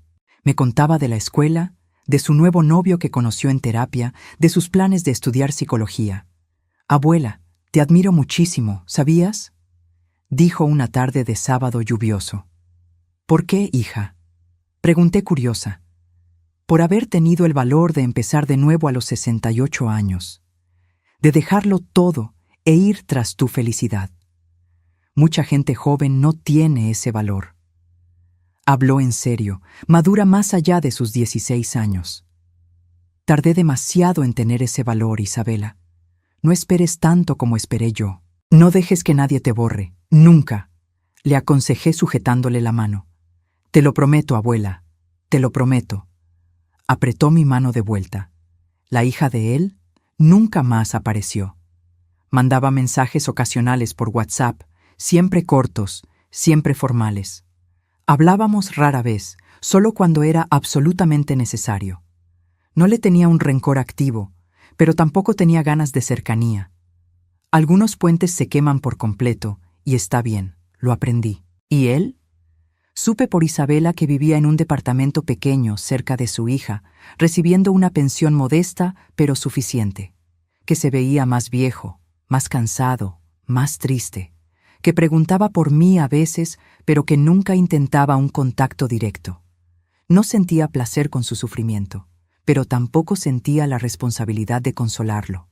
Cada uno estaba cosechando lo que sembró durante décadas. 6 meses después de que el divorcio finalizó, estaba embarcando hacia Tailandia finalmente, sola de nuevo, y completamente feliz con ello. Isabela fue a dejarme al aeropuerto otra vez, nuestra tradición ahora, al parecer. «Abuela, ¿prometes que vas a mandar foto diario?», pidió con los ojos brillantes. «Te lo prometo, mi amor», la abracé fuerte. «Y con cuidado allá, ¿eh? Tailandia está muy lejos, es muy diferente». Se preocupaba genuinamente. «Lo sé, por eso mismo voy, para experimentar lo diferente», expliqué sonriendo. Me dio un abrazo fuerte y largo. «Te quiero mucho, abuela. Eres mi inspiración». «Yo también te quiero, querida. Más que a nada». Aguanté las lágrimas con esfuerzo. En el avión rumbo a Bangkok, me senté al lado de una señora inglesa muy simpática de 75 años, llamada Margaret. Iba a encontrarse con un grupo de amigas viudas, todas viajando juntas por Asia. «Mi esposo murió hace 10 años, un cáncer fulminante», me contó en un inglés británico precioso. «Me quedé 2 años encerrada en casa llorando, comiendo helado y viendo la tele. Hasta que un día pensé, Robert no querría esto para mí, así que empecé a viajar. Ya visité 47 países». «¿47?», repetí impresionada. «Sí, ¿y usted, dear? ¿Cuántos países ha visitado?», preguntó animada. «Apenas estoy empezando. Europa fue el primero, ahora Asia, a los 68 años finalmente». Admití un poco apenada por la tardanza. «Nonsense. Nunca es demasiado tarde, darling. Nunca». Me tocó el brazo con cariño. Platicamos prácticamente todo el viaje. 30 horas largas con conexión. Me dio consejos valiosos sobre Tailandia, lugares a donde ir, comidas que probar y estafas que evitar. Me mostró fotos hermosas de sus viajes anteriores. La India colorida, el Japón organizado, el Nepal montañoso, la Camboya mística. Cuando llegamos a Bangkok finalmente, agotadas pero emocionadas, me dio un abrazo fuerte y una tarjeta con su correo. Mantengamos el contacto, Julia. Y recuerda, la vida es demasiado corta para vivirla por los demás. Vive por ti misma. Me aconsejó con la sabiduría de quien aprendió a la mala. Lo recordaré siempre. Gracias, Margaret. La abracé de vuelta. Pasé 3 semanas increíbles en Tailandia. Visité los templos dorados de Bangkok, tan distintos a las iglesias europeas. Comí comida callejera demasiado picante que me quemó la boca, pero estaba deliciosa. Anduve en un tuk-tuk ruidoso por las calles caóticas. Vi espectáculos de danza tradicional. Visité un santuario de elefantes donde pude tocar a esos animales enormes y gentiles. Y en cada lugar, en cada momento nuevo, en cada experiencia única, sentí una gratitud profunda. Gratitud por haber tenido finalmente el valor de salir de la vida que me asfixiaba, de empezar de nuevo aunque pareciera demasiado tarde, de elegirme por primera vez en 68 años de existencia. Cuando volví de Tailandia casi un mes después, bronceada por el sol tropical y con la maleta llena de recuerditos baratos, encontré un mensaje inesperado de él esperando. El primer mensaje directo en más de 6 meses. ¿Podemos vernos para hablar? Sin peleas, solo una plática civilizada. Pensé seriamente en ignorarlo por completo, pero después de reflexionar unos días, decidí aceptar. No por esperanza de reconciliación, ni por nostalgia, sino por un cierre final que tal vez ambos necesitábamos. Quedamos en un café neutro cerca del centro, lo suficientemente público para que no hubiera escenas, pero lo suficientemente tranquilo para platicar. Llegué puntual. Él ya estaba esperando en una mesa al fondo. Se veía visiblemente más viejo, mucho más. El cabello completamente blanco ahora, más flaco, con una postura de derrota encorvada. Se levantó cuando me vio llegar, un gesto de educación a la antigua. «Gracias por aceptar venir, Julia», dijo bajo después de que me senté. «¿De qué querías hablar?» Fui directo al grano, sin rodeos. Movió su café frente a él sin beberlo, nervioso, buscando las palabras adecuadas. «Yo quería decirte que tenías razón, en todo». Empezó finalmente, con voz pesada. Esperé en silencio a que continuara. «Te borré durante todos estos años. Nunca te puse en primer lugar. Siempre pensé que estarías ahí, siempre disponible, siempre comprensiva. Te di por sentada». Admitió mirando a la mesa, avergonzado. «¿Y ahora? ¿A qué viene el cambio de parecer?», pregunté escéptica. «Porque te extraño. Porque la casa de mi hija siempre es un caos, llena de gente gritando, sin paz. Porque duermo mal cada noche. Porque finalmente entendí lo que perdí. Fue honesto, al menos. No me extrañas a mí específicamente. Extrañas la comodidad que yo te daba. Extrañas la casa organizada, la comida lista, la vida arreglada. No a mí como persona». Lo corregí con calma. Abrió la boca para protestar, pero la cerró sin hablar. Sabía que era verdad. «Julia, ¿no podríamos intentarlo de nuevo? ¿Empezar de cero? Te prometo que esta vez sería distinto». Intentó su último recurso, prácticamente suplicando. Lo miré con compasión, pero sin ninguna gana de volver atrás. «No, no podemos. Tú no cambiarías de verdad. Podrías intentarlo por semanas, tal vez meses. Pero eventualmente volverías a tus viejos patrones porque así eres tú. Y yo también cambié demasiado para volver al papel de antes». Expliqué gentil pero firme. «¿Entonces es definitivo? ¿40 años tirados a la basura por completo?» Su voz se quebró. «No se tiraron a la basura, se vivieron. Algunos momentos fueron buenos, otros malos, la mayoría mediocres, pero ahora terminó. Y está bien que termine. No todo tiene que durar para siempre para que haya valido la pena. Filosofé honestamente. Nos quedamos sentados en un silencio incómodo unos minutos. Yo tomaba mi café tranquilamente. Él movía el suyo sin beberlo. «Espero que seas feliz, Julia, de verdad», dijo finalmente, pareciendo sincero. «Ya lo soy. Por primera vez en décadas ya soy feliz genuinamente», respondí con una sonrisa suave. «Y perdóname, por todo, por haberte borrado, por haberte hecho invisible. Te merecías mucho más». Pidió perdón finalmente, quizá demasiado tarde, pero con sinceridad. «Perdón aceptado. Y te deseo felicidad también. Espero que encuentres paz», respondí honesta. Nos despedimos en la puerta del café, sin abrazos, solo un apretón de manos formal. Y fue suficiente. No necesitábamos una despedida dramática y llorosa, solo el reconocimiento mutuo de que ese capítulo se había cerrado definitivamente. Lo vi caminar despacio hasta su coche viejo estacionado en la calle. No sentí una tristeza profunda, no sentí arrepentimiento. Sentí solo una aceptación tranquila de que algunos ciclos terminan y eso está bien. Ahora, si te gustó esta historia, pícale a suscribirte y dime en los comentarios, ¿qué parte te dejó con la boca abierta? Y no olvides volverte miembro para tener acceso a videos exclusivos que no subo aquí. Te espero allá.